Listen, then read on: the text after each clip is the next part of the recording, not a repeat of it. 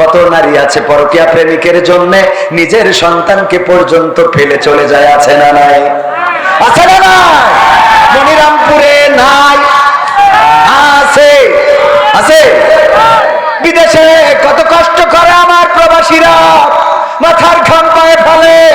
মনিরামপুরের অসংখ্য মানুষ, আডাডুডু মালয়েশিয়ায় ছিলেন এমন কেউ আছেন নাকি? এখানে ছিলেন আরা সায়া তাও রামায় ওরাং ডুডুডি মালয়েশিয়া, মনিরামপুর মিয়া ওরাং বাইয়া ওরাং আডা মালয়েশিয়া। মালয়েশিয়ায় অনেক লোক থাকে মনিরামপুরের, মালয়েশিয়ায় থাকে, কষ্ট করে, মাথার ঘাম পায়ে ফেলে, টাকা পাঠায়, টাকাগুলো তুলে নিয়ে ঝাপা বাড়ে আর একজনের সাথে, আছে না নাই? আজকালকের ছেলেরা বই নিয়ে আর বসে না, ও বাবা গুগলে সার্চ করিয়া পড়ে। ওরে কালের মেয়েরা কোরআন হাদিস ধরে না, এখনকার মা বোনেরা কোরআন হাদিস পড়ে না, ঝাপা বাউড়ে গিয়ে টিকটকে ভিডিও ওরা করে, ঠিক তো? আজকালকের ছেলেরা বই নিয়ে আর বসে না, গুগলে সার্চ করিয়া পড়ে।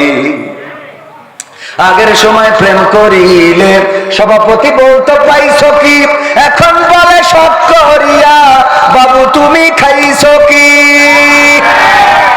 বলে না, বলে না, বাবু তুমি কি খেয়েছো? বাবু শরীরের যত্ন নিও, ভালো করে খেও। আহারে বাবু বুড়ো ধাড়ি হয়ে গেছে, এখনো বাবু বলা লাগে, কথা কয় না। আগের সময় প্রেম করিলে বলতো মুরব্বীরা বলতো পাইছো কি, এখন বলে সব করিয়া বাবু তুমি খাইছো কি? লজ্জা শরম নাই, আইলাম কোন জামানায়, লজ্জা শরম নাই, আইলাম কোন জামানায়, ভবিষ্যৎ দেখি অন্ধকারে। আজকালকের ছেলেরা বই নিয়ে আর বসে না, ও বাবা মোবাইলে সার্চ করিয়া পড়ে। নতুন করে হয়েছে চালু এখন আবার কোন ট্রেন্ড, পরিচয় করাই দেখি এই আমার গার্লফ্রেন্ড। যুবকরা কথা কয় না, আমার জিএফ, আমার বিএফ শর্টকাট, আমার জিএফ। এটা কি শুধু ছেলেরা পরিচয় করায়? কথা কয় না, শুধু ছেলেরা করে? নতুন করে হয়েছে চালু এখন আবার কোন ট্রেন্ড, পরিচয় করাই দেখি এই আমার বয়ফ্রেন্ড। কোনটা সে মা বোনেরা? এই পাশে শরমের মাথা খাইয়া গেছে ওরা পাগল হইয়া, শরমের মাথা খাইয়া গেছে সব পাগল হইয়া, ভবিষ্যৎ দেখি অন্ধকারে। আজকালকের ছেলেরা বই নিয়ে আর বসে না, ও বাবা মোবাইলে সার্চ করিয়া পড়ে। এখনকার মা বোনেরা কোরআন হাদিস ধরে না, ও আল্লাহ টিকটকে ভিডিও ওরা করে। আজকালকের ছেলেরা বই নিয়ে আর বসে না, গুগলে সার্চ করিয়া পড়ে। আছে না নাই? আমাদের ছেলেরা এখন যাই বলেন মোবাইলে সার্চ করে দিবে, আর মেয়েরা টিকটক ছাদের উপরে গান একটা বাজাই দিয়ে তাকে নাকি দিনটা নিজেদেরকে দেখায়, প্রদর্শন করায়। ওরে বাবা, আবার সুন্নাতি দেখলাম একজন লিখেছে সুন্নাতি বোরখা, সুন্নাতি পোশাক, এই বলে উনি আবার ঘুরে ঘুরে বোরখার এক করতেছে খুব কায়দা করে। দেখলি মনে হয় বাকিটা বুঝে নিতে হবে, মানে বিয়ে করতে বলছে। আপনার তো সে বয়স নাই, অসুবিধা ঠিক না? ঠিক। এইগুলো হলো ইসলামিস্ট টিকটকার। কি টিকটকার? আল্লাহওয়ালা টিকটকার। মানে এরা মনে করে বোরকা পরি দেখাচ্ছি তাহলে অসুবিধা নেই, এরকম মনে করে না? করে না? বোরকা পরি কিছু মানে আছে, বলছে হুজুর আগামী দিন তো মনে হচ্ছে যেভাবে ইসলাম হয়তো ক্ষমতায় যাবে, তো ইসলাম তো অনেক কিছু করেছে, ইসলামী ব্যাংক, ইসলামী হাসপাতাল, তারপরে বিভিন্ন বিষয় ইসলাম দিয়ে কনভার্ট করে সুন্দর করে Islamic YouTube channel, Islamic TV channel সব তো করেছে। তা আমরা যারা বিড়ি খাই, ইসলামী সরকার হলে কি ইসলামী বিড়ি বলে কিছু হবে কিনা? ইসলামী বিড়ি বলে কিছু কি চালু হবে কিনা? কারণ আমাদেরও তো একটু বেশি থাকতে হবে। শয়তান। আমি বললাম ইসলাম যদি ক্ষমতায় টেনশন করার দরকার নাই, কারণ বিড়ি খাইলে কি হয়? কয় টেনশন দূর হয়। কি হয়? টেনশন দূর হয়। টেনশন হয় কি নিয়ে? কয় অভাব নিয়ে টেনশন হয়, স্ত্রী নিয়ে টেনশন হয়, সন্তান নিয়ে টেনশন হয়, সংসার নিয়ে টেনশন হয়। আমি বললাম এই জন্য বিড়ি খা। ইসলাম যদি কায়েম হয়ে যায় তাইলে সংসার, সন্তান, অভাব, অনটন সব টেনশন দূর করে দিবেন কে? যাকাত ভিত্তিক অর্থ ব্যবস্থা যদি কায়েম হয়ে যায় তাইলে গরিব দুঃখী মেহনতি জনতা, যারা গরিব রয়েছে, অভাব অভাব অভাব যাদের, অনাথ যারা, তাদেরকে যাকাতের পয়সা দেয়া হবে। এই গরিব দুঃখী মেহনতি মানুষগুলো যাকাতের পয়সা পাবে, বগল বাজাবে আর সংসার চালাবে। সুতরাং টেনশনে আর বিড়ি খাওয়া লাগবে কথা কয় না? লাগবে? লাগবে না। যারা পরকিয়া করে, পরকিয়া করা লাগবে না, লাগবে না, লাগবে না। কারণ ইসলামে বিয়ের বিধান আছে কয়টা? জোরে বলেন কয়টা? মা বোনেরা বলছে হুজুর আগামীতে আর এই অঞ্চলে আসা হবে না। আমাদের ওদেরকে বুঝাই দিয়ে যান 4টা বিয়ে করার আইন আছে, ইসলামে বিধান আছে না নাই? যদি কোন নারী এই বিধানটাকে অপছন্দ করে তাইলে সে আল্লাহর কোরআনকে, আল্লাহর আইনকে, আল্লাহর সিদ্ধান্তকে অবমাননা করলে, বলেন ঠিক না বেঠে? আল্লাহর আইনকে যারা অবমাননা করে তাদেরকে আমরা কি ভালো মানুষ মনে করা যাবে? তারা ইমানদার হতে পারবে না। কোরআনের 6666 আয়াত, মতান্তরে 6234টা আয়াত। এই আয়াত, প্রতিটা আয়াতে বিশ্বাস রাখতে হবে, ন্যূনতম সন্দেহ পোষণ করা যাবে। যালিকাল কিতাবু লা রাইবা ফীহি হুদাল লিল মুত্তাকিন।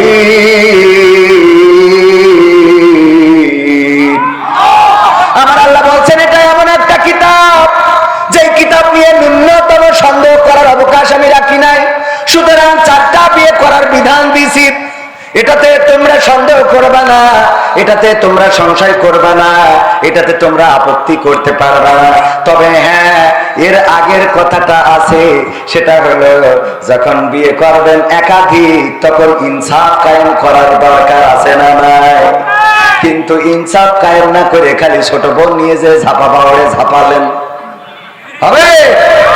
ছোট বউ নিয়ে ঝাপা পাওয়ারে ঝাপালেন, কক্সবাজার গিয়ে কাঁপালেন, আর বড় বউ সন্তান নিয়ে কেটে কেটে বেড়াই, খাবার নাই ঘরে, বাজার নাই। এইটা যদি করে তাইলে আপনার এই বিয়ে করা জায়েজ কথা কয় না? মা বোনেরা বলছে তাহলে হুজুর ঠিক আছে। পরের লাইন না শুনে আগের তে লাফ দিলে হবে কথা কয় না? হবে? বললো কবিতা লিখে আনবা ছাত্ররা আমার, কবিতা লিখবা, আমি দেখতে চাই কে ভালো কবিতা লেখো। কবিতা লিখেছে, জমাও দিয়েছে, এরকম চিরকুটে করে জমা দেওয়ার ওখানে লেখা রয়েছে চোখের জল উঠিয়াছে কপালে। বলছে তোর কবিতা হয়নি কেন? তা বলছে চোখের জল নিচে উঠে নামবে, কপালে যাবে কেন? এ কি কবিতা স্যার? হয়নি কবিতা না, নম্বর পাবো না। না তো একটু পরের লাইনটা পড়েন। পরের লাইন পড়ে দেখে লেখা আছে চোখের জল উঠিয়াছে কপালে, পা দুটো বাঁধা ছিল কদমের ডালে। তাহলে তো চোখের জল কপালে আসবে। তাহলে ঠিক আছে স্যার, পরের লাইন না শুনে আগের তে লাভ দেন, এটা কি করা ঠিক? আমাদের দেশে এমন মানুষ আছে না নাই? বক্তৃতা দিল আমি হামজা ভাই কোন একজন আমেরিকান মহিলার কথা, কোন একজন গবেষকের কথা সম্ভবত বলেছে যে সে নাকি কোরআনে ভুল পেয়েছে 360টা। এই কথাটা বলতে যে বলেছে ওই মহিলা বা ওই গবেষক বলেছে আমি কোরআনে ভুল পেয়ে অংশটুকু কেটে লাগাই দিয়েছে যে আমির হামজা কোরআনে ভুল ধরেছে 360টা। বলেন নাউজুবিল্লাহ। এরকম কাটিং করার লোক আছে না নাই? আগেরটা শোনে না, পরেরটাও শোনে না, মাঝখান ধরি টানাটানি। একবার খবর আসলো আল্লামা দেলাওয়ার হুসাইন সাইদির মেয়ে বেরোয় গেছে, বেরোয় যাওয়া তো বলছেন আঞ্চলিক শব্দ, আর একজনের সাথে পালিয়ে গিয়ে বিয়ে করেছে। খবর আসলো ছোটবেলা বাবা বেঁচে আছে। আমি বাড়ি যেয়ে মাকে বললাম, মা খবর আমাদের গ্রামের অমুক জন বললো যে আল্লামা সাইদির মেয়ে নাকি বের হয়ে গেছে। বললো তোমার আব্বা বাড়ি আসুক তারপরে জানবানে। আব্বা বাড়ি আসার পরে জিজ্ঞাসা করা হলো, আব্বা বললো আল্লামা দেলাওয়ার হুসাইন সাইদির তো মেয়েই নাই। কি নাই? এই জাতীয় অপপ্রচারকারী আছে না নাই? হলুদ মিডিয়া, হলুদ সাংবাদিক আর কিছু দুষ্কৃতিকারী তারা নানান ভাবে অপপ্রচার করে ইসলামকে বাঁচাতে চায়। ইসলামী মূল্যবোধে যারা বিশ্বাসী তাদেরকে বাংলার জমিনে বিতর্কিত করতে চায়, মানুষ যেন তাদের থেকে দূরে যায়। এই কাজগুলো এখন করে না, আগেও ছিল। আল্লাহর নবী হজের সময় কোরআন তেলাওয়াত করছেন, তাঁবুতে বসে আবু জাহেল প্রত্যেক তাঁবুতে যায় আর বলে ওই দূরে যে ওই তাঁবুটা দেখা যায় ওইটাই যেন যাবা না, ওইটার ধারের কাছে যাবা না। বললো কেন? কারণ ওই লোকটা এই মক্কার পাগল। বলেন নাউজুবিল্লাহ। ওই লোকটার নাম মুহাম্মদ সাল্লাল্লাহু আলাইহি ওয়াসাল্লাম। সে মক্কার পাগল, আমরা তাকে পাগল বলেই জানি। সে কি জানি কবিতা পাঠ করে, তার কাছে জিন না শয়তান কে আসে জানি না। সে এমন এমন কিছু পাঠ করে যে এটা শুনে অন্যরাও পাগল হয়ে যায়। সুতরাং খবরদার যেন তার কাছে যাবা না। এই অপপ্রচার আবু জাহেল করেছে। এখনকার জামানায়ও এমন অপপ্রচার আছে না নাই? আমার নবী কি পাগল ছিলেন? আমার নবী মজনুন ছিলেন না, আমার নবী পাগল ছিলেন না। আমার নবীর চরিত্রটা ছিল একেবারে চাঁদের গায়ে কলঙ্ক থাকতে পারে, কিন্তু বিশ্ব নবীর চরিত্রের মধ্যে কি কোনো কলঙ্ক ছিল? আল্লাহ নবীর মহিলা সাহাবী বলেছেন, দাওয়াত করে খাইয়েছেন। একজন পুরুষ সাহাবী দাওয়াত করেছেন, মা দাওয়াত করে খাওয়াবেন। আল্লাহর নবী সেই সাহাবীর বাড়িতে গিয়ে খেয়েছেন।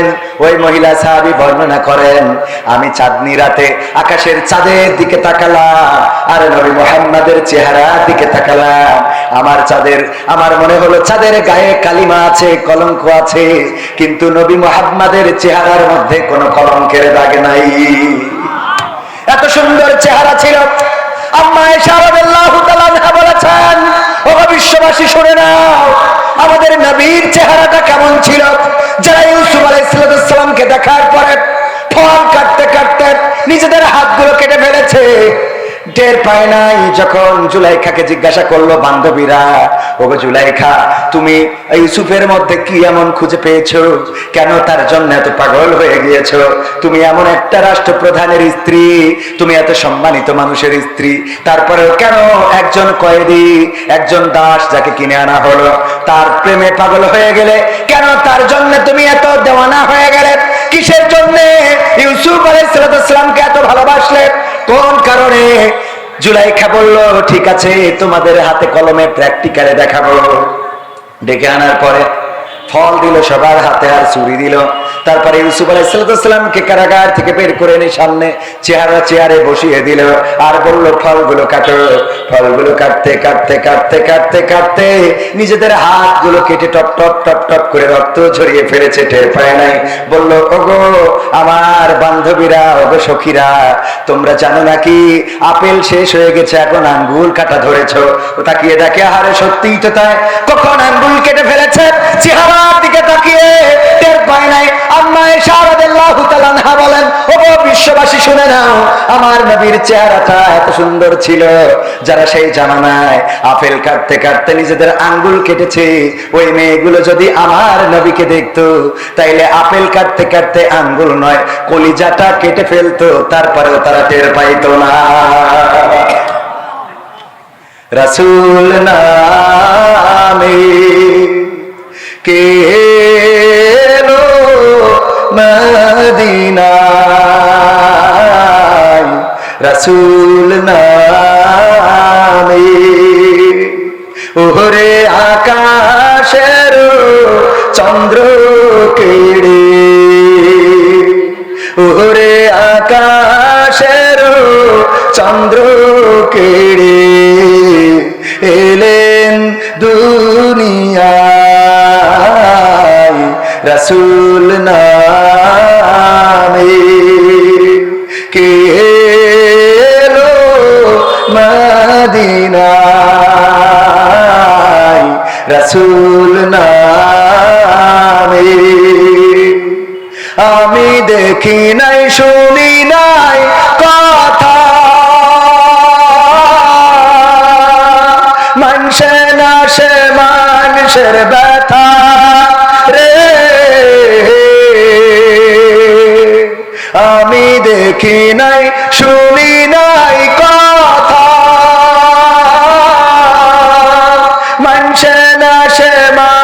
কিসের ব্যথা রে ওরে এমন রদির কথা ওরে এমন রদির কথা শুনলে পরাণ ও জুড়াই রাসূল নামে কে এলো মদিনায় রাসূল নামে ও তার গলেতে তসবির মালা কে চলে ওই কামলিওয়ালা রে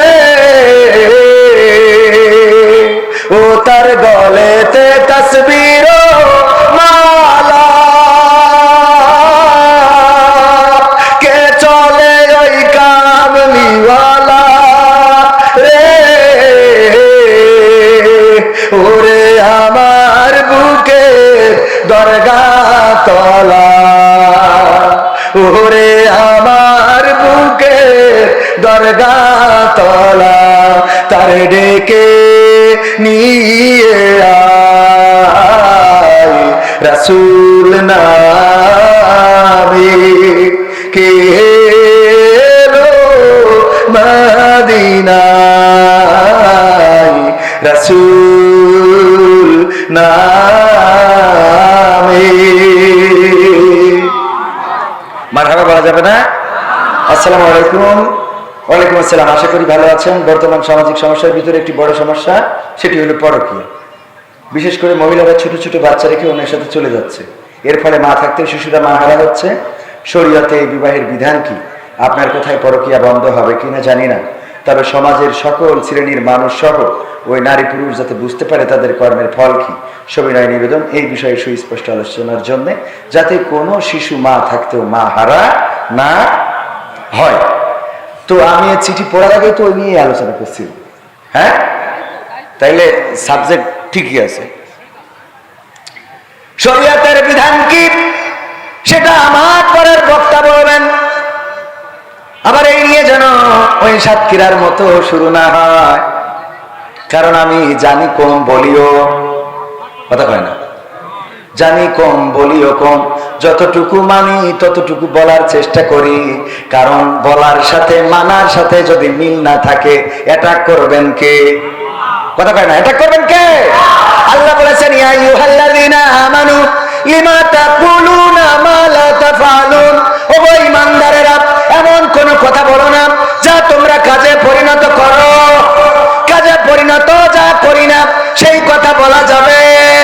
সেই কথা যদি বলি, আল্লাহ রাব্বুল আলামিন পরকালের ময়দানে আল্লাহর নবী সাল্লাল্লাহু আলাইহি ওয়াসাল্লাম বলেছেন, জিহ্বাটা টেনে ধরে আগুনের কেচি দিয়ে জিহ্বাটা কেটে দিবেন কে? আল্লাহ কেটে দিবেন, আল্লাহ ফেরেশতা দিয়ে কাটিয়ে দিবেন। ওগো আমার ভাইরা, পরকীয়া সামাজিক ব্যাধিতে রূপান্তরিত হয়েছে অনেক কারণ, তার মধ্যে অন্যতম কারণ শুধু নারীদের দোষ এটা বললে হবে না, পুরুষেরও দোষ আছে না নাই? আডা ওরাং ডুডুডি মালয়েশিয়া পাকায় ওরাং ইন্দুর আডা কাতাডা। মালয়েশিয়ায় যারা ছিল তারা বুঝতে পেরেছে না পারে নাই? হাত উঁচু করেন, হাত উঁচু করেন। হ্যাঁ, ভাইয়া ওরাং ডুডুডি Malaysia, ada orang di Malaysia dia pakai orang Indun pakai perempuan, kalau sana pakai perempuan dia pun pakai orang lain laki, betul kata betul। Malay ভাষায় বললাম, বুঝেছেন? মালয়েশিয়ায় যারা ছিল ট্রান্সলেশন করে দিই, বললাম এই দেশে থেকে যারা বিদেশে যায় অনেকে আছে, ওখানে যে নারী ব্যবহার করে এমন আছে না নাই? ওখানে যে নারী ব্যবহার করবা আর তোমার বউ তাহাজ্জুদ পড়বে, এটা তুমি পাইছাও কোন কিতাবে? কথা কয় না। তুমি অন্যায় করে বেড়াবা, রাত জেগে চায়ের দোকানে বসে শাহরুখ খান, পরিমণি, নুরা লায়লা এইগুলো দেখে বেড়াবা, আর মনে করবা তোমার স্ত্রী যায় নামাজে বসে তসবিহ টানতেছে, সেটা হবে না।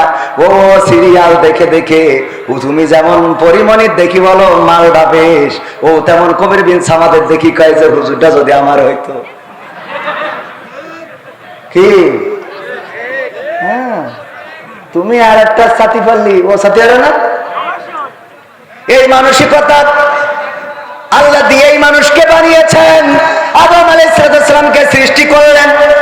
আহারে, সৃষ্টি করার পরে একা একা জান্নাতে ভালো লাগে না। আল্লাহ বুঝলেন আদম আলাইহিস সালামের মনটা খারাপ হয়ে যায়, সাথে সাথে হাওয়া আলাইহিস সালামকে সৃষ্টি করলেন। আদম আলাইহিস সালাম দেখার পরে অমনি জড়াই ধরতে যাবে, আল্লাহ বলছে থামো, এক কোনি না। হ্যাঁ, যুবকরা আছে না, রে বাবা প্রথমে 14 তারিখে ফুল দিয়ে পরে 15 তারিখে তার নিয়েতে আনি মনে যাচ্ছে পাকাম, একটু কদিন দেরি আছে না নাই? লাইলাতুল ফেব্রুয়ারি পালন করার যুবক আছে না নাই? তুমি যার লাগে এমবি ভরো তার তো বাটন ফোন। ওরে কেমন করে বুঝবে গো সে, কেমন করে বুঝবে গো সে ডিজিটাল তোর মন। তুমি যার লাগিয়া, তুমি যার লাগিয়া এমবি ভরো তার তো বাটন ফোন। মেসেজ দিলে সিন করে না, দেয় না তো রিপ্লাই, ভিডিও কলে বলবা কথা ক্যামেরা তার নাই রে, ক্যামেরা তার নাই। মেসেজ দিলে সিন করে না, দেয় না তো রিপ্লাই, ভিডিও কলে বলবা কথা ক্যামেরা তার নাই রে, ক্যামেরা তার নাই। ওরে ডিজিটাল এই যুগ জামানাই, ডিজিটাল এই যুগ জামানাই অ্যানালগ তার মন। তুমি যার লাগিয়া, তুমি যার লাগিয়া এমবি ভরো তার তো বাটন ফোন। প্রেম প্রীতি ভালোবাসা বিয়ের আগে নয়। হ্যাঁ, এবার যুবকরা ঠিক করে না, এই ঠিক না বেটে? প্রেম প্রীতি ভালোবাসা বিয়ের আগে নয়। মনের মধ্যে রাখো যুবক আল্লাহ তাআলার ভয় রে, পরকালের ভয়। ওরে তবেই তুমি মুক্তি পাবা, তবেই তুমি মুক্তি পাবা দোজখের আগুন। তুমি যার লাগিয়া, তুমি যার লাগিয়া এমবি ভরো তার তো বাটন ফোন। এমন যুবক আছে না নাই? আরে মেয়ে মানুষের পিছনে ঘুরে বেড়ায়, সময় নষ্ট করে। গতকালকে আলোচনায় বলেছিলাম, ও বড় যুবক, ওই 14 ফেব্রুয়ারির অপেক্ষা করে লাভ নাই, ওই ভ্যালেন্টাইন্স ডে গদখালি যে লাভ নাই। তুমি যারে চাও ওর পিছনে ঘুরে লাভ নাই, কারণ তুমি যারে চাও সে হয়তো আর একটারে চাইতে পারে না, পারে না। আবার এখনকার মেয়েরা চায় কাদের? গাঞ্জাখোর, মদখোর, ইয়াবাখোর যারা আমার মা বোনেরা সুন্দরী সুন্দরী মেয়েগুলো চাই তাদের, বলেন ঠিক কিনা? ঠিক না বেঠে? ভালো ভালো মেয়েগুলো সব ওইগুলো নিয়ে যায়। আজকেও ফেসবুকে দেখলাম, যদিও মুহতারাম আমিরে জামাত এবং সেক্রেটারি জেনারেল বলেছেন ফেসবুকের তথ্য নিয়ে আলোচনা করবেন না, কিন্তু কিছু কথা না বললেও হয় না। দেখলাম একজন ইয়াবা ব্যবসায়ী ধরা খেয়েছে। ওরে বাবা, কত সুন্দরী! আর অপর দিকে ওই যে মেয়েটার জন্য একজন খুন হয়েছে আর 2 জন জেলে গিয়েছে, তার চেহারার দিকে তাকালি তো পান্তা ভাতি খাওয়া যায় না। ঠিক না ঠিক? এই জন্য মাঝে মাঝে ফেসবুকে দেখলাম যে একজন লিখেছে শিক্ষিতরা কি পছন্দ করে আর ইয়াবাখোররা কি পছন্দ করে। ইয়াবাখোরদের বউ ভালো না খারাপ? বিয়ের আগে মনে করে ওই যে চুল একটা কুত্তা কাটিং দিয়ে মোটরসাইকেল একখান বড় তাই কিনে, যার পরে চড়লি মোটরসাইকেল মনে করে পিঁপড়ে বসে রইস। মাজা পাশার সাইজ তো বেকায়দা, ওই মোটরসাইকেলে গিয়ার দেয় আর সুন্দরী মেয়েরা মনে করে এইটাই তো ঠিক আছে। কিন্তু যখন বিয়ে করে রে, এরপরে দেখে নেটওয়ার্কে সারে কথা কয় না। এইবার তখন আর জাতি চায়, কথা কয় না। এরম ঘটছে না? ঘটছে না? যাবে না কেন? কারণ সেইটা মাল খায়, টাল হয়ে থাকে। এটা তো আগেও ছিল, এখনো আছে। আগে দেখে পাগল হইলা, এখন কেন এটা করো? দাড়ি দেখে পছন্দ হয় না, টুপিওয়ালা পছন্দ হয় না, মাদ্রাসার হুজুর পছন্দ হয় না, কিন্তু ইতিহাস সাক্ষী আমাদের আবু তাহের আদনানদের বিমান বালারা পর্যন্ত চলে আসে। কথা কয় না? ঠিক না ঠিক? কারণ হুজুররা বুঝতে পারে, বিয়ের পরে বোঝে হুজুর ছাড়া গতি। কারণ বউর যত্ন করে কারা? হুজুর যারা, তারা। বউ বোর যত্ন করে।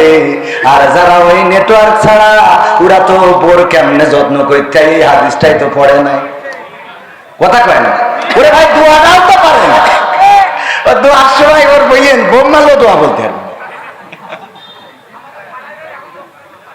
কথা কি খারাপ লাগছে বাজার?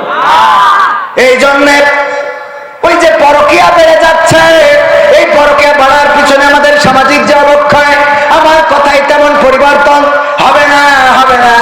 কত বড় বড় হুজুর রস করলো, তাই হইলো না। আর আমি তো হুজুরই না, আমার কথায় আর কি পরিবর্তন হবে? তারপর আমরা চাই এই সমাজ যেন পরিবর্তিত হয়। মা বোনেরা কন্ট্রোলে চলবেন, কিন্তু তার আগে পুরুষের কন্ট্রোল দরকার আছে না নাই? আপনি নামাজ পড়বেন না, আপনি মসজিদে যাবেন না, ফজরের আজান হয়ে যায় আর আমার পুরুষের ঘুমটা ভাঙে না। ফজরের আজান হয়, ঘুম তো ভাঙে না, ভাঙে না।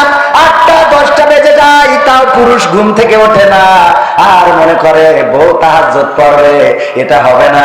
বরং বউ যদি বেনামাজি হয়, নামাজের কথা বলার দরকার নাই। আপনি মসজিদে যাওয়া শুরু করেন, দেখবেন আপনার স্ত্রী অটোমেটিক যায় নামাজে বসে যাবে। বলেন ঠিক কিনা? এই জন্য পরকীয়া কমানোর জন্য আগে পুরুষের হেদায়েত দরকার আছে না নাই? আল্লাহ মানুষের মন দিয়ে তৈরি করেছেন। ওই যে হাওয়া আলাইহিস সালামের কথা বলছিলাম, আল্লাহ সৃষ্টি করলেন, আদম আলাইহিস সালাম জড়িয়ে ধরতে গেলেন।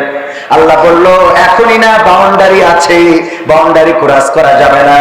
তোমাদের মধ্যে বিবাহ হবে, তারপরে একে অপরে একসাথে থাকতে পারবা। আল্লাহ বিবাহের বিধান দিয়েছেন অন্যায় থেকে বাঁচানোর জন্য।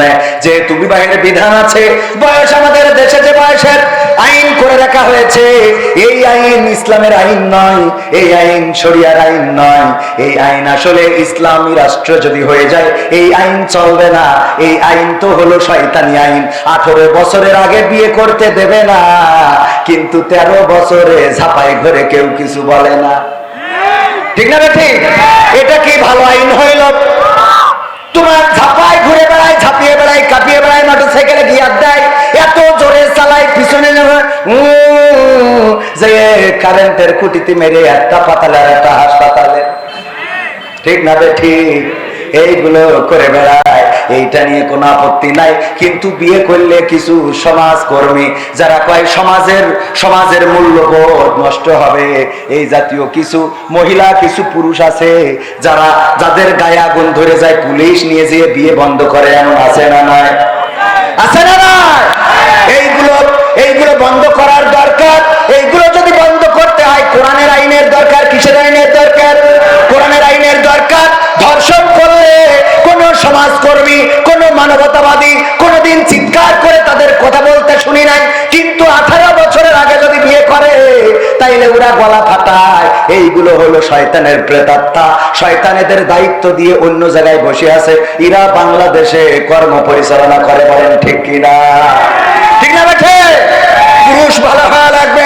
পরকীয়া থামানোর জন্য আমার পুরুষদেরকে দিনদার ইমানদার হতে হবে, আল্লাহওয়ালা হতে হবে, নামাজি হতে হবে, রোজাদার হতে হবে, দাড়িওয়ালা হতে হবে, টুপিওয়ালা হতে হবে, টাকুর উপরে কাপড় পরতে হবে, পরের সম্পদ ফাঁকি দেওয়া যাবে না, চুরি করা যাবে না, মিথ্যা বলা যাবে না, মানুষের গালমন্দ করা যাবে না, গীবত করা যাবে না, পরনিন্দা করা যাবে না, পরচর্চা করা যাবে না, অন্যায় ভাবে কাউকে মারা যাবে না, অন্যায় কথা কাউকে শোনানো যাবে না। আল্লাহ রাব্বুল আলামিন এবং তার নবী যে আদর্শ দেখিয়ে দিয়েছেন, আল্লাহর হুকুম এবং রাসূলের আদর্শ অনুযায়ী যদি নিজেদেরকে গড়ে তুলতে পারেন, তাইলে অটোমেটিক আপনার নারীরাও ভালো হয়ে যাবে, সমাজটাও ভালো হয়ে যাবে। বলেন ঠিক কিনা? মা বাবা যদি নামাজি হয়, সন্তান 5টার মধ্যে 1টা 2টা খারাপ হতে পারে, কিন্তু 3টা নামাজি হবে, ম্যাক্সিমাম ভালো হবে। কি মা? ঠিক না? ঠিক। মা বাবা যদি নামাজি হয়, সন্তান হয়তো 1টা 2টা, আল্লাহ গোমরা করতেও পারে। হেদায়েত কার কাছে? আল্লাহ নূহ আলাইহিস সালামের সন্তান কেনানকে হেদায়েত দেয় নাই। পিতা নবী, মানুষের কল্যাণের জন্য কাজ করেছে, কিন্তু নিজের স্ত্রী সন্তানকে ফেরাতে পারে নাই। আল্লাহ হেদায়েত না দিলে হবে নাকি? হবে। লূত আলাইহিস সালাম পারেন নাই স্ত্রীকে হেদায়েতের আলো তার হৃদয়ে প্রজ্বলিত করতে, কিন্তু ফেরাউন এত জাহেল, এত বড়, এই পৃথিবীর মধ্যে মানুষ নানান কিছু দাবি করে, ক্ষমতার চেয়ারটা রাখতে চায়, কিন্তু ফিরআউন এমন একজন ছিল যে আল্লাহর চেয়ারটা ধরে টান দিছিল, বলেন নাউজুবিল্লাহ। আর সেই ফিরআউনের স্ত্রী আসিয়া আলাইহিস সালামকে আল্লাহ হেদায়েতের নূর প্রজ্বলিত করে দিলেন, মৃত্যুকে বরণ করেছে, কিন্তু আল্লাহর পথ থেকে চুল পরিমাণ সরে যায় নাই, বলেন ঠিক কিনা? এই জন্য আল্লাহ যার হেদায়েত করবে সেটা ভিন্ন কথা, আল্লাহ যার গোমরাহ করবে সেটা ভিন্ন কথা। কিন্তু পিতামাতা যদি ভালো হয়, সন্তানও ভালো হবে। যেই সন্তানকে ফজরের নামাজের সময় ডাকলে মা বাবা বলতো ওর পরীক্ষা, সকালবেলা স্কুল, এখন মসজিদে যেতে পারবে না, ওই সন্তান বড় হয়ে মাদকাসক্ত হবে। এইটাই তো স্বাভাবিক, কারণ যেই সময় মানুষ বানানোর দরকার ছিল সেই সময় মানুষ বানাতে দেওয়া নাই। যখন তার কোরআনের আন্দোলনে নিয়ে যেতে চাওয়া হয়, যখন তার কোরআনের কর্মী বানাতে চাওয়া হয়, তখন বলে আমার সন্তানের দিয়ে রাজনীতি করাবো। এবারও ইয়াবা নীতি করে বেড়ায়, কথা কয় না, ঠিক না বেঠে? আদর্শবান চরিত্রবান যদি খোঁজেন, দেখবেন দাড়িওয়ালা, টুপিওয়ালা, ইসলামিস্ট যারা, কোরআনের কর্মী যারা, দ্বীনের খাদেম যারা, দুই একজন, দু পাঁচজন শয়তানের ওয়াসওয়াসায় পড়তে পারে না, কথা কয় না। একেবারে 100 কি ভালো, হয়তো একটা দেখাবেন যে ভাই অমুক হুজুর তো এই করেছে, এরম আছে না? দুই একটা তো শয়তানের গোমরায়, শয়তানের ওয়াসওয়াসায় পড়বে। শয়তানের তো কাজ দিয়ে আল্লাহ পাঠাইতেছে, ঠিক না বেঠিক? শয়তানের কাজ দিয়ে না যে তুই যে ই কর। তবে আমি মনে করি শয়তানের যে ধৈর্য, এটা অবাক কাণ্ড। একটা মানুষের পিছনে আমৃত্যুকাল লেগে থাকে, আর আমাদের ধৈর্য, আমরা হুজুররা তুই ওয়াজ শুনলি শোন, না শুনলি বাড়ি চলে যা, এ বলি না? কিন্তু শয়তান কোনোদিন বলে নাই যে আমার গান শুনলি শোনে, না শুনলি চলে যাও, এটা বলে না। শয়তান সকালবেলা থেকে শুরু করে ইশার নামাজ পর্যন্ত আপনার পিছনে লেগে থাকে, যে যেন মসজিদে না যেতে পারেন, যেন জামাতে নামাজ না পড়তে পারেন, কোরআন যেন না পড়তে পারেন। শয়তান সুন্দর করে বলে ফজরের তো কেবল আজান হলো, আর একটু পরে উঠছে, বলে না? ধৈর্য এত একেবারে মৃত্যু পর্যন্ত লেগে থাকে। কিন্তু আমরা হুজুররা টাকা না হলে তো ওয়াজই শুনাই না, কথা সত্য, ঠিক না ঠিক? আমরা হুজুররা টাকা না দিলে আমরা মাঝে মাঝে স্ট্যাটাস দিই কোরআনের দাওয়াত নিয়ে মনিরামপুরি, সারা বছরে একদিনও দেখা গেল না যেই দিন টাকা পাইলাম ওই দিন কোরআনের দাওয়াত নিয়ে আইলাম। কত বড় কোরআন প্রেমিকা আমি, কথা কয়। এটা কি সত্য না মিথ্যা বলছে? আমার কথা বলছি তা ঠিক পাবেন না, বলেন ঠিক না ঠিক? জোরে বলেন ঠিক না ঠিক? আরো জোরে ঠিক না ঠিক? আমি সূরা আসর তেলাওয়াত করেছি, সূরাটা সবার মুখস্থ, ছোট্ট সূরা। এই সূরার ব্যাখ্যা, এই সূরার একটা তাফসীর আছে, আল্লামা দেলোয়ার হোসেন সাইদি করেছেন, এত সুন্দর তাফসীর।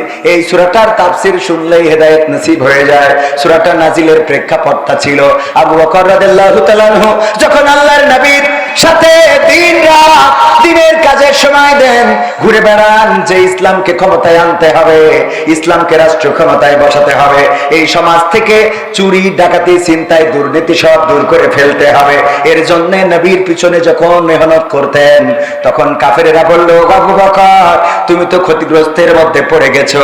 তুমি যতদিন নবী মুহাম্মাদের সাথে ছিলে না সাল্লাল্লাহু আলাইহি সাল্লাম, তার সাথে যতদিন ছিলে না ততদিন তুমি ভালো ছিলে, তোমার তো দিনকাল ভালো চলতো, তোমার ব্যবসা বাণিজ্য ছিল ভালো, তুমি ঠিক মতো দোকান খুলতে পারতে, তুমি ঠিক মতো ব্যবসা বাণিজ্য দেখাশোনা করে সংসারটা চালাতে পারতে।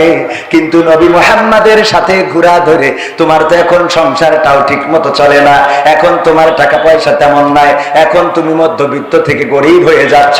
ওগো বাবা আবু বকর, তুমি তো নবী মুহাম্মাদের পিছনে যাওয়ার কারণে ক্ষতিগ্রস্তের মধ্যে পড়ে গেছো। এই কথা যখন আবু বকর রাদিয়াল্লাহু তাআলা আনহুকে বলল, বিশ্ব নবীর কান পর্যন্ত পৌঁছালো। আল্লাহ রাব্বুল আলামিন সূরা আসর নাজিল করে দিয়ে বললেন, ওগো পৃথিবীবাসী শুনে নাও, সময়ের কসম করে বলি, শুধু আবু বকর নয়, প্রতিটা মানুষ ক্ষতিগ্রস্তের মধ্যে রয়েছে। শুধু আবু বকর রাদিয়াল্লাহু তাআলা আনহু নয়, প্রতিটা মানুষ ক্ষতিগ্রস্তের মধ্যে রয়েছে, সব মানুষ ক্ষতিগ্রস্তের মধ্যে রয়েছে। শুধু সেই মানুষগুলো বাদে, কোন মানুষগুলো? ইল্লাল্লাযীনা আমানু, যারা ঈমান এনেছে, ওয়া আমিলুস সলিহাত, এবং আমলে সালেহ করেছে, ভালো কাজ করেছে, তারপরে ওয়া তাওয়াসাউ বিল হক, এবং হকের নির্দেশ দিয়েছে, এবং কি করেছে, ধৈর্যের উপদেশ দিয়েছে। এই চারটা কাজ যারা করেছে তারা ক্ষতিগ্রস্ত থেকে বেঁচে গেছে। ইমানের বিষয়ে আমরা সবাই জানি না? জানি না? জানি না? জানি না? ইমান আমাদের আছে না নাই? আল্লাহর প্রতি ইমান আছে না নাই? ওয়ামিনান নাসি মান ইয়াকুলু আমান্না বিল্লাহি ওয়া বিল ইয়াউমিল আখির ওয়া মা হুম বিমুমিনিন। আমার আল্লাহ বলছেন মানুষের মধ্যে এমন অনেক লোক আছে যারা বলে আমরা ঈমান এনেছি আল্লাহর প্রতি এবং পরকালের প্রতি, কিন্তু আদতে তারা ঈমানদার নয়। তারা মুনাফিকি করে, নেফাকি করে, ওরা ঈমানদার হতে পারে নাই। এটা থেকে তারা বিমুখ হয়ে আছে। এখন বলেন আমরা বলি ঈমানদার, আর আল্লাহ বলে, ওরা মুখে বলে, আসলে বাস্তবতায় নাই। কার কথা সত্য, আমাদের না আল্লাহর? কার কথা সত্য? আল্লাহর কথা সত্য, 100% সত্য, দিবালোকের মতো সত্য। রাতের অন্ধকার যেমন আসে তেমন সত্য, এই পৃথিবী যেমন আছে এটা যেমন সত্য তেমন সত্য, সূর্য আছে, চন্দ্র আছে, এটা যেমন সত্য তেমন সত্য আল্লাহর কোরআনের কথা। আল্লাহ বললেন মানুষের মধ্যে এমন অনেক লোক আছে যারা মুখে বলে আমরা আল্লাহকে বিশ্বাস করি, পরকালকে বিশ্বাস করি, অথচ তারা মুখে বিশ্বাস করে, মুখে বলে, অন্তরে বিশ্বাস করে না, বিশ্বাস পোষণ করে না। এখন চিন্তা করে দেখেন আল্লাহর প্রতি ঈমান আনার পরে দ্বিতীয়তম কাজ কোনটা? হ্যাঁ হ্যাঁ, দুই একজন মনে করছে বলবো না, বলবো না। জোরে বলেন কোনটা? আরো জোরে কোনটা? এরা আওয়াজ দিলি আগামীতে স্লোগান দেয়া যাবে। সব দলেরই দেখা হলো, সব দলেরই দেখা হলো, কেমন করে চালায় দেশ। আগামীতে চাই যে দেখতে দাড়ি টুপির বাংলাদেশ, আগামীতে চাই যে দেখতে আল কোরআনের বাংলাদেশ। এমন নেতা চাই যে দেশে দুঃখ সবার বোঝে, গরিব দুঃখীর বাড়ি বাড়ি দুঃখ কষ্ট খোঁজে রে, দুঃখ কষ্ট খোঁজে। এমন নেতা চাই যে দেশে দুঃখ সবার বোঝে, গরিব দুঃখীর বাড়ি বাড়ি দুঃখ কষ্ট খোঁজে রে, দুঃখ কষ্ট খোঁজে। সব অধিকার ফিরিয়ে দিয়ে, সব অধিকার ফিরিয়ে দিয়ে আনবে দেশে খুশির দেশ। আগামীতে চাই যে দেখতে দাড়ি টুপির বাংলাদেশ, আগামীতে চাই যে দেখতে আল কোরআনের বাংলাদেশ। দুর্নীতি আর চাঁদাবাজি ভাই চলবে না এই দেশে, রুখে দিতে হবে তাদের, আসলে ফ্যাসিস্ট বেশে রে, আসলে ফ্যাসিস্ট বেশে। দুর্নীতি আর চাঁদাবাজি ভাই চলবে না এই দেশে, রুখে দিতে হবে তাদের, আসলে ফ্যাসিস্ট বেশে রে, আসলে ফ্যাসিস্ট বেশে। ভুলের পথে থাকলে অটল, ভুলের পথে থাকলে অটল, এহ পরকাল হবে শেষ। আগামীতে চাই যে দেখতে দাড়ি টুপির বাংলাদেশ, আগামীতে চাই যে দেখতে আল কোরআনের বাংলাদেশ। ভ্রান্ত মতে বাতিল পথে শান্তি খোঁজে যারা, রবের ভাষায় চোখ থাকিতে অন্ধ বধির তারা রে, অন্ধ বধির তারা। ভ্রান্ত মতে বাতিল পথে শান্তি খোঁজে যারা, রবের ভাষায় চোখ থাকিতে অন্ধ বধির তারা রে, অন্ধ বধির তারা। ভুলের পথে চললে আইন আল কোরআনের, চললে আইন আল কোরআনের, তবে দেশটা চলবে বেশ।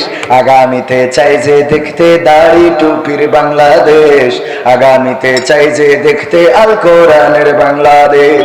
সব দলেরই দেখা হলো, সব দলেরই দেখা হলো, কেমন করে চালায় দেশ। আগামীতে চাই যে দেখতে দাড়ি টুপির বাংলাদেশ, আগামীতে চাই যে দেখতে আল কোরআনের বাংলাদেশ। চান আপনারা আগামী আল্লাহর জমিনে এই বাংলাদেশের মাটিতে কোরআনের আইন কায়েম হোক, এবং সেই কায়েম করার জন্য যদি আমাদেরকে রাজপথে থাকতে হয়, রাজি কারা কারা একটু দেখতে চায়?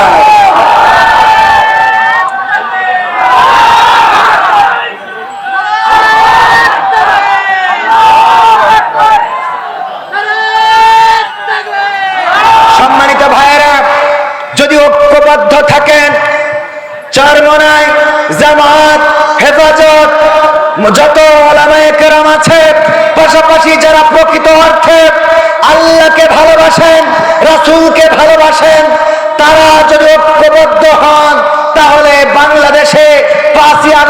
যেমন এক ধাক্কায় আমরা অনেককে বর্ডার পার করে দিয়েছি, আর একটা ধাক্কায় এই জমিনে কোরআনের রাজ কায়েম হয়ে যাবে ইনশাআল্লাহ। এই ধাক্কা দিতে রাজি আছেন?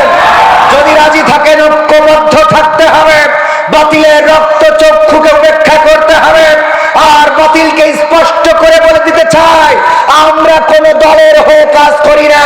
আমাদেরকে জামাতের বলবেন হবে না, আমাদেরকে হেফাজতের বলবেন হবে না, আমাদেরকে আটরশি ফুরফুরা অন্যান্য যত দল আছে তাদের দলের ট্যাগ লাগাবেন হবে না। আমরা দল করি আল্লাহ ও তার রাসূলের দল, বলেন ঠিক কিনা?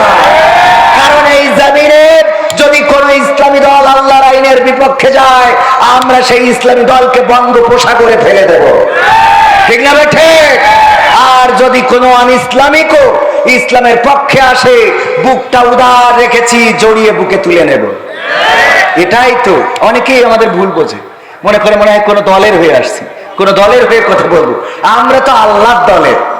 কার দলের? অ্যাডভোকেট গাজী এনামুল হক আল্লাহর কথা এবং আল্লাহর আইন নিয়ে যদি চলের সাথে আসি, যদি আল্লাহর আইন নিয়ে না চলে তাইলে তার পিছনে চা খাতি যাওয়ারও টাইম আমাদের নাই, ঠিক না ঠিক? এই জায়গায় বিএনপির কোন নেতা, অন্য দলের কোন নেতা যদি বলেন কোরআনের আইন দিয়ে চালাবো, সেই দলের পিছনে মেহনত করবো, বলেন ঠিক কিনা? অনেকেই বোঝে না, মনে করে হুজুর মনে না পাবো। আমরা আল্লাহর দলের লোক। কার দলের লোক? ডাক্তার শফিকুর রহমান যদি কয় যে কোরআনের আইন দিয়ে দেশ চালাবো না, তাইলে আমরাও শফিকুর রহমানকে বলবো তোমার সাথে আমরা চলবো, ঠিক না ঠিক? তোমার সাথে চলা হবে না। হ্যাঁ, মাশাআল্লাহ। আমাদের প্রিয় জাহাঙ্গীর স্যার আপনার এলাকার সন্তান, আপনার অঞ্চলের কৃতি সন্তান, অসংখ্য ওলামায়ে কেরামের সাথে ওনার সম্পর্ক রয়েছে। কিন্তু এই সম্পর্ক থাকলে অনেকেই ভুল ধারণা পোষণ করে যে উনি মনে হয় এই করি, উনার তো আল্লাহ কামাই ইনকাম কম দিন, কথা করেন, এরকম মনে করে না? করেন। আমাকে, আব্দুল আলামিন ভাইকে, আমির হামজা ভাই সহ ওলামায়ে কেরামকে মহব্বত করেন, ভালোবাসেন। বাতিলের যখন শাসন ছিল সেই সময় উনি আমাদের পাশে ছিলেন। মাদ্রাসা করবেন, একটা করছেন। এই মাদ্রাসা ইন্টারন্যাশনাল মানের মাদ্রাসা হবে। আপনারা এটা কি চান? ভালো কাজ যেই করুক তার সাথে থাকার দরকার আছে না নেই? ভালো কাজ যে করবে তার পক্ষে থাকতে হবে। আজকে আলোচনার টপিকে ওটা ছিল। আল্লাহ বলেছেন ঈমান আনতে হবে আর আমলে সলেহ করতে হবে।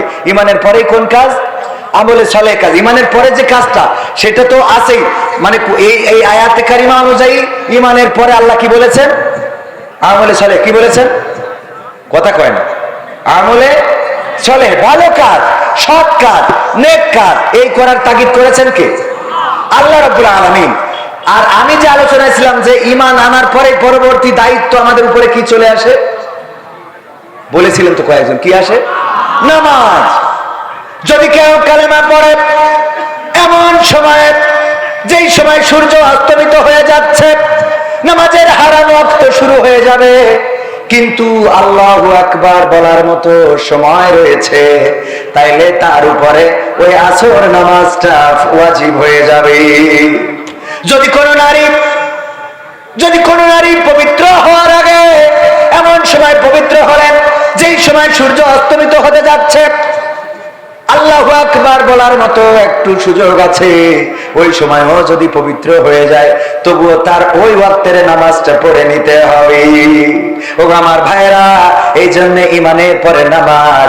আমি যেটা বলছিলাম, আল্লাহর প্রতি যদি আমাদের ঈমান থাকে, পরকালের প্রতি যদি আমাদের ঈমান থাকে, পুলসিরাতের প্রতি যদি আমাদের ঈমান থাকে, কবরের প্রতি যদি আমাদের ঈমান থাকে, গায়বের প্রতি যদি আমাদের বিশ্বাস থাকে, তাইলে আযান হওয়ার পরে কেমন করে আপনি চায়ের দোকানে বসে থাকেন, আযান হওয়ার পরে কেমন করে কম্বলটা টেনে নিয়ে আবার ঘুমিয়ে পড়েন, আযান হওয়ার পরে মসজিদে না যেয়ে কেমন করে আপনি আপনার ব্যক্তিগত কাজে ব্যস্ত থাকেন। যদি আল্লাহর প্রতি বিশ্বাস থাকতো তাইলে আপনি আযান হয়ে গেলে নামাজ না পড়া পর্যন্ত শরীরের মধ্যে অশান্তি কাজ করতে পারেন, ঠিক কিনা? তাহলে কি আমাদের ঈমানটা ঠিক আছে? তার মানে আল্লাহ বলেছে তাদের কথা যারা বলে আমরা বিশ্বাস করেছি, আমরা ঈমান এনেছি, আল্লাহর প্রতি এবং পরকালের প্রতি বিশ্বাস যদি তাইলে নামাজ পড়তো, রোজা রাখতো। রোজার মাস আসলে গ্যাস্ট্রিক শুরু হয়, এমন আল্লাহর বান্দা আছে না নাই? ওরে বাবা, ওর রোগ যত আছে 11 মাস হয় না, রোজার মাসে শুরু হয়। আবার এখন কিছু মুসাল্লিয়ানে কেরাম আছে, ও দুনিয়ার সব কাজ করে বেড়ায়, আল কেটে আইল কেটে তুলো ধুনা করিয়ে দিচ্ছে, আর মসজিদে আসলে চেয়ারে না বসলে নামাজ পড়তে পারে না। এরম আল্লাহর বান্দা আছে না নাই? ও সব করে বেড়াচ্ছে, এমনকি দেখলাম বাচ্চাও হয়, কথা কয় না, সব হয়। বাচ্চা হয় মানে তো খারাপ কথা না, তো আবার কি? ও আমার ভাইরা, এরপরে মসজিদে এসে চেয়ার নিয়ে বসে, চেয়ার ছাড়া নামাজ হয় না রে, ওর মতো ফাকেল আর কেউ হইতে পারে না। ঠিক না বেঠে? আল্লাহর কাজ করতে গেলে যত মাজায় ব্যথা, আল্লাহর কাজ করতে গেলে সিজদা। আরে বাবা, সিজদাটা যদি আল্লাহর জন্য হয়, কপালটা যখন আল্লাহর কাছে লাগাবেন, যতবার কাবাতে গেলাম, কেন জানি কাবার কাছে যখন গেটটা দিয়ে ঢুকি, ওই গেট দিয়ে যখন ঢুকার পরে কাবার ওই গ্লাসটা চোখে পড়ে, চোখ থেকে অশ্রু বিগলিত হয়। যতবার কাবায় যে হাত তুলেছি, চোখের পানিটা ধরে রাখতে পারি নাই। যে রিয়াজুল জান্নাত মসজিদে নববীতে, সেখানে ঢুকে সিজদায় পড়ে থাকলে মনে হয় এই সিজদাটা আমৃত্যুকাল, মৃত্যু না হওয়া পর্যন্ত সিজদা থেকে উঠবো না। পুলিশ জোর করে উঠিয়ে দেয়, যারা হজে গিয়েছেন তারা জানেন, হজে গিয়েছেন, ওমরা আছেন না, পুলিশ জোর করে উঠিয়ে দেয়, ও আল্লাহর বান্দা ওঠো, তাড়াতাড়ি করে বের হও, আর অন্য গ্রুপ ঢুকবে। সিজদায় গেলে মাথাটা নত করলে রিয়াজুল জান্নাতে কি শান্তি, এত শান্তি। আল্লাহর জন্য সিজদাটা যদি দিতে পারেন, আমরা একেবারে কাঠঠোকরার মতো ঠোকর মেরে নামাজ পড়ি, এটা করা যাবে না। নামাজ পড়বেন একেবারে খুশু খুজুর সাথে, রুকুটা করবেন সুন্দর করে, সিজদাটা করবেন সুন্দর করে। আপনি মাথায় রাখবেন, আপনি আল্লাহকে দেখেন না, কিন্তু দেখেন আল্লাহ আপনাকে দেখে না, দেখে না, আল্লাহ আপনাকে দেখে। সুতরাং আল্লাহ আপনাকে দেখছেন, এটা মাথায় রেখে রুকু করবেন, সিজদা করবেন, তাসবিহ গুলো সুন্দর করে পাঠ করবেন, সিজদায় যাবে আর আল্লাহর কাছে বলবেন, মনের চাওয়াগুলো আল্লাহর কাছে বলবেন।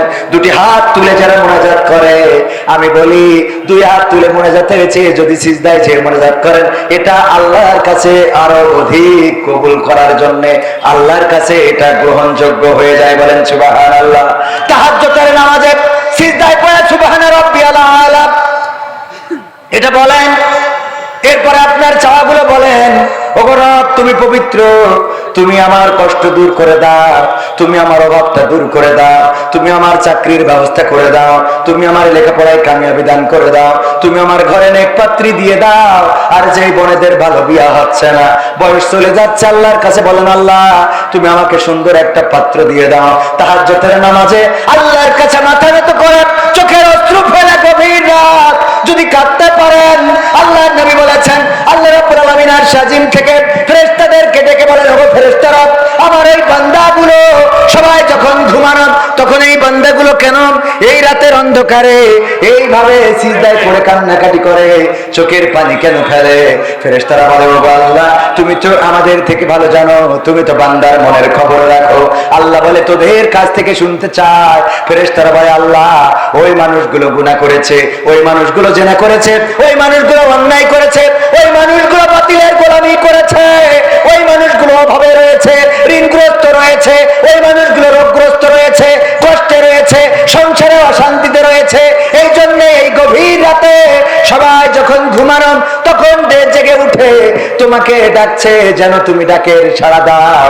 তুমি তো উত্তম ডাকের সাড়া দানকারী। আল্লাহ রাব্বুল আলামিন ফেরেশতাদেরকে বলেন, ওগো আমার ফেরেশতারা, তোমরা সাক্ষী থেকে যাও, এই গভীর রাতে যারা উঠলো, উঠে যারা আমাকে ডাকলো, আমার কাছে চাইলো, আমি ওদের সকল চাওয়াগুলো আমি আল্লাহ পাওয়া করে দিলাম। বলেন সুবহানাল্লাহ। এটা কি আমার কথা? এটা বিশ্ব নবী সাল্লাল্লাহু আলাইহি সাল্লাম বলেছেন। সুতরাং রাত জাগবেন, তাহাজ্জুদের নামাজ আদায় করবেন, আল্লাহর কাছে কাঁদাকাটি করবেন, গুনাহের জন্য কাঁদবেন, কষ্টের জন্য কাঁদবেন, অভাবের জন্য কাঁদবেন। আল্লাহ রাব্বুল আলামিন আপনার কষ্ট অভাব দূর করে দিবেন। আপনি সুখ চাইবেন, আল্লাহ সুখ দেবে। আল্লাহ আত্মিক প্রশান্তি দান করে দিবে।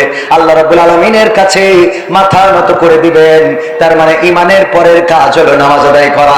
এরপরে আপনি সাওয়াম পালন করবেন, যাকাত দিবেন, হজ করবেন, এবিলিটি থাকলে এটা ইসলামের স্তম্ভ গেল। আর সূরা আসর অনুযায়ী আপনি কি করবেন? আল্লাহ বলছেন ঈমান আনবেন, এরপরে সৎকর্ম করবেন। সৎকর্মের মধ্যে ছোট একটা টিপস আপনাদেরকে দিয়ে যাই। সৎকর্ম যারা করতে চান মসজিদে তো যান, মসজিদে যাওয়ার পরে মসজিদের মুসাল্লিদের জুতোগুলো থাকে এলোমেলো, এই জুতোগুলো একটু ঘুরিয়ে সোজা করে দেওয়া যাবে না? যাবে না? যাবে। এটা সৎকর্ম, এই কাজগুলো করেন। ছোট্ট কাজ, কিন্তু এই কাজের সওয়াব বেশি না কম? ছোট কাজ। আমার স্যার বলেন, সেই দিন তুমি মনে করবা তুমি অহংকারী নাও যেই দিন তুমি ফকিরকে সালাম দিতে পারবা। কি করবা? ফকিরকে আমরা সালাম দিই, বরং ফকির সালাম দিলে আর আমারও তো এমনি মিজাজ খারাপ হয় ফকির দেখলে। কারণ এখন বেশিরভাগ ফকির ফকিরই না, বেশিরভাগ ফকির ফকিরই না। ফকিরকে সালাম দিবেন, অহংকার কমে যাবে। মসজিদের জুতা জোড়াকা সোজা করবেন, মানুষের সাথে ভালো আচরণ করবেন।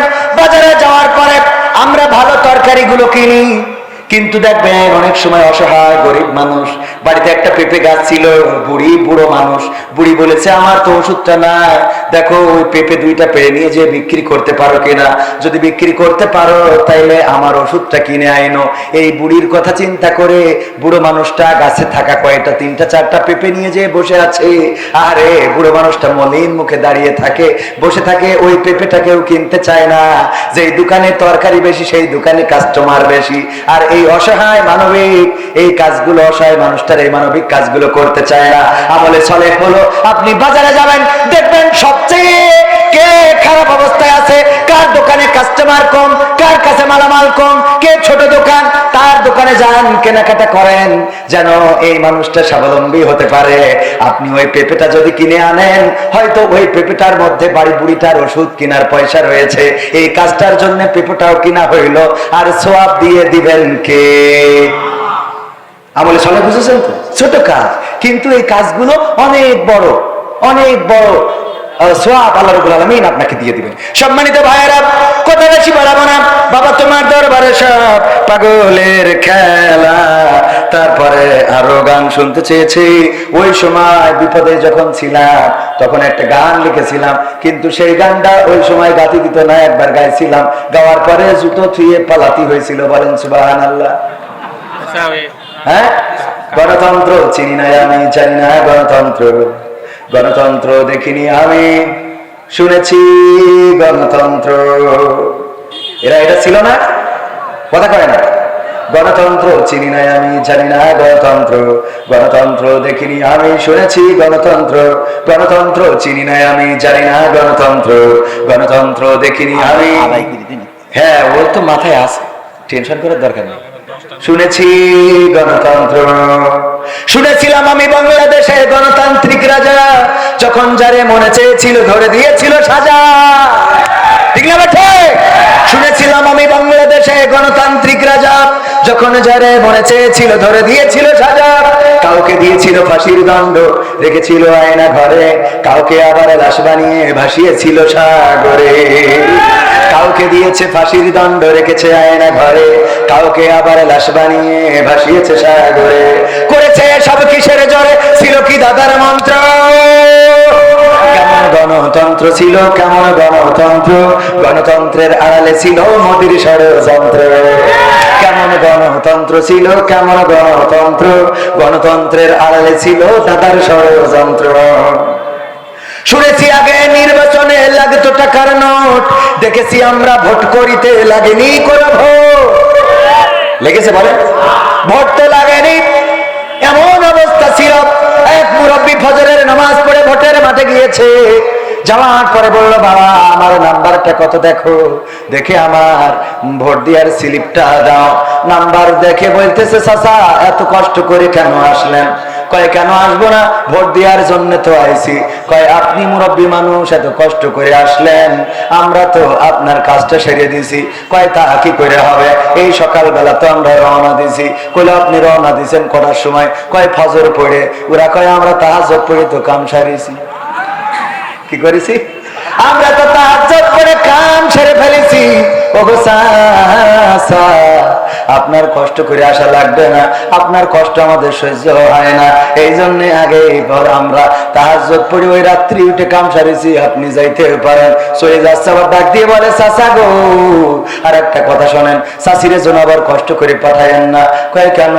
কয় চাষি তো, চাষির ভোট, বুড়ো বলতেছে চাষি তো মানে তোমার চাষিও কি ভোট দিয়েছে? বলছে হ্যাঁ, চাষির ভোটটাও দিয়া শেষ। বলছে আরে কারে বিয়ে করিলাম রে আমার সোনার ময়না পাখি, কোন বাদোষে ভোট দিয়ে গেলি আমার দিলি ফাঁকি রে আমার কলজের ময়না পাখি। বুড়ো চাচা বলছে ওরে আল্লাহ, তোমার চাষির মতো নেমো খারাম পাওয়া যায় না, এত বড় নেমো খারাম কেমনে হইল যার জন্য আমি এখনো পথ চেয়ে থাকি, সে এমন একটা কাজ কেমনে করে গেল? ওই ভোটের যারা দায়িত্বে বলতেছে চাচা কেন, চাষি কি এমন অন্যায় করেছে?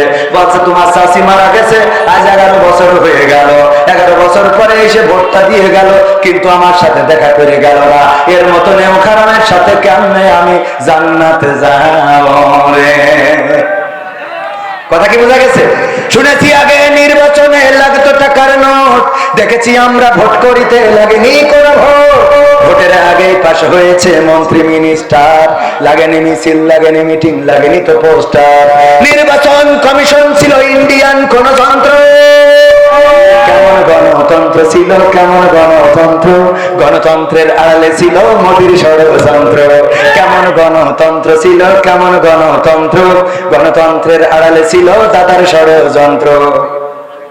বিরোধী দল যারা সংসদে ছিল তারা ছিল পোষা ময়না, দেশ জ্বলে পুড়ে হয়েছিল ছাই, তবুও তো কিছু পায় না। বিরোধী দল যারা সংসদে ছিল তারা ছিল পোষা ময়না, দেশ জ্বলে পুড়ে হয়েছিল ছাই, তবুও তো কিছু পায় না। শাসনে ছিল না সততা নিষ্ঠা, বিচারের ছিল না মান, সংসদে বুঝি তাই শোনা যেত মমতাজের গান। এখন কি শোনা যায়? শাসনে ছিল না সততা নিষ্ঠা, বিচারের ছিল না মান, সংসদে বুঝি তাই শোনা যেত মমতাজের গান। বিরোধী দল নাই, ওটা তো ছিল ডিজিটাল ষড়যন্ত্র, কেমন গণতন্ত্র ছিল, কেমন গণতন্ত্র, গণতন্ত্রের আড়ালে ছিল দাদার ষড়যন্ত্র, কেমন গণতন্ত্র ছিল, কেমন গণতন্ত্র, গণতন্ত্রের আড়ালে ছিল মোদির ষড়যন্ত্র। নায়েবে রাসূল কোরআনের পাখি বলতো মানুষ যারে, সেই মানুষের 13টি বছর রেখেছিল কারাগারে। নায়েবে রাসূল কোরআনের খাদেম বলতো মানুষ যারে, সেই মানুষের 13টি বছর রেখেছিল কারাগারে। দিনের কথা বলতে গেলেই করতো গ্রেফতার, ইসলামী বই কোরআন হাদিস করতো যে উদ্ধার। কোরআনের কথা বলতে গেলেই করতো গ্রেফতার, ইসলামী বই কোরআন হাদিস করতো যে উদ্ধার। ওসবে নাকি থাকতো লেখা নাশকতার মন্ত্র, কেমন গণতন্ত্র ছিল, কেমন গণতন্ত্র, গণতন্ত্রের আড়ালে ছিল দাদার ষড়যন্ত্র। ছিল না? ছিল না? এই জন্য দাদা নিয়ে গেছে না যায় নাই? আর আমাদের দেশটাও বেকায়দায় চলে গেছে। এমপিরা সব কোথায় গেল, মন্ত্রীরা সব কোথায় গেল, কোথায় কাদের কাকা, তাদের ছাড়া দেশটা এখন লাগে ফাঁকা ফাঁকা। পালাবো না, পালাবে না, পালাবে না, যাই না তবু দেখা, পালাবে না, পালাবে না, যাই না তবু দেখা, তাদের ছাড়া দেশটা এখন লাগে ফাঁকা ফাঁকা, ওদের ছাড়া দেশটা এখন লাগে ফাঁকা ফাঁকা। আইন মন্ত্রী আটকে গেছে আইনেরই ফাঁকি, দাড়ি ছাড়া দরবেশেরও ভণ্ড ভণ্ড লাগে। আইন মন্ত্রী আটকে গেছে আইনেরই ফাঁকি, দাড়ি ছাড়া দরবেশের ভণ্ড ভণ্ড লাগে। শুনছি কত নেতা নেত্রী খাইতেছে ভাই ডান্ডা, বিচারপতি কালামানিকের ফাটিয়েছে আন্ডা। পলকেরও ঝলক গেল, পলকেরও ঝলক গেল থামিয়ে নেটের চাকা, তাদের ছাড়া দেশটা এখন লাগে ফাঁকা ফাঁকা, ওদের ছাড়া দেশটা এখন লাগে ফাঁকা ফাঁকা। হয়ে গেল সেই সংসদেতে মমতাজের গান, কোথায় গেল হযরত বলা স্বামী মুসলমান। হয়ে গেল সেই সংসদেতে মমতাজের গান, কোথায় গেল হযরত বলা স্বামী ওসমান। ইনু মেনন দীপু মনি আছে কারাগারে, বাপ করিলেও পাপ কখনো ছাড়ে কি আর তারে।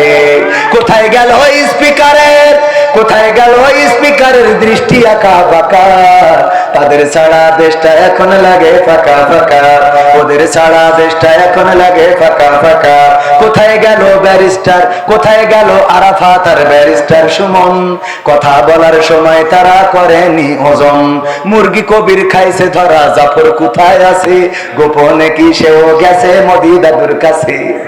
কোথায় গেল সালামের, কোথায় গেল সালামের কাড়ি কাড়ি টাকা, তাদের ছাড়া দেশটা এখন লাগে ফাঁকা। লাগে না, লাগে না? ওগো আমার ভাইরা, সময় বড় অল্প, আমার তো 2 ঘন্টা এমনি পাষাণ ভাঙতে ভাঙতে চলে যায়। যেহেতু লেখালেখি করতেছে, লেখেন যত মন চায়। ভাইরা আমার, আমার জাহাঙ্গীর স্যার যত মন চাই লিখুক, কারণ লেখাপড়া করে স্যার হয়েছে, লিখবে না কেন? ঠিক না ঠিক? আপনি লিখতে থাকেন, সারা রাত লেখেন, কোনো অসুবিধা নেই। আমাদের কাজ আমরা করি, রাজি আছেন না নাই? আমার সাথে আপনারা একসাথে আছেন না নাই? কারা কারা আমার সাথে ঐক্যবদ্ধ দেখি? ঐক্যবদ্ধ? লিল্লাহি তাকবীর, আল কোরআনের আলো, আল হাদিসের আলো, আমার নেতা তোমার নেতা, নারায়ে তাকবীর। আমার সাথে কেন থাকবেন? কারণ আমি যতক্ষণ পর্যন্ত আল্লাহ তার রাসূলের কথা বলবো ততক্ষণ পর্যন্ত থাকার দরকার আছে না নাই? কিন্তু যখন এর বাইরে বলবো তখন কি থাকা যাবে? থাকা যাবে? এখন যদি আমি আপনাদের বলি, ভাইয়েরা আমার, আমি একটা মনিরামপুরে একটা সিনেমা হল বানাবো, একটু টাকার দরকার, বলেন দেবেন নাকি কেউ? দেবেন কেউ? কিন্তু যদি বলি এই মাহফিলি টাকা লাগবে, দিতে রাজি আছেন না নাই? রাজি আছেন না নাই? কারণ আমি খারাপ জিনিসের জন্য যদি চাই, দিয়া যাবে? বলেন দিয়া যাবে? দিয়া তো যাবে না, যাবে না। কিন্তু ভালো জিনিসের জন্য যদি চাই, দিয়ার দরকার আছে না নাই? এই কথার সাথে একমত কারা কারা হাত উঁচু করেন? আপনারা একমত? একমত? জোরে টানতেনে করেছেন? যুবক রেডি, একদম প্র্যাকটিক্যালে পরীক্ষা হয়ে যাবে আজকে। ও আমিও তো হাত উঁচু করে ফেলিস। 500 টাকা দেন ধার, আমার ধার আমি পরে শোধ করে দিচ্ছি। ওই রাশে পেমেন্ট বিকাশ নাই। এখনকার দুনিয়ায় এই গ্রামের ইমাম সাহেব যিনি আমার থেকে বড় আলেম তিনি, কিন্তু তার ওয়াজ কেউ শুনবে না, অথচ আমার 50,000 টাকা দিয়ে নিয়ে আসে। তার মানে পাগলের মেলা চলে না? চলে না? কথা কেন ঠিক না ঠিক? বড় বড় হুজুর আছে, কত সুন্দর তেলাওয়াত, যখন করে কোরআনটা জুড়িয়ে যায়, কিন্তু ওই হুজুরের তেলাওয়াত শুনতে চায় না। দরকার ভাইরাল, ভাইরাল হুজুর, ভাইরাল না হইলে তার ওয়াজ চলে না। আরে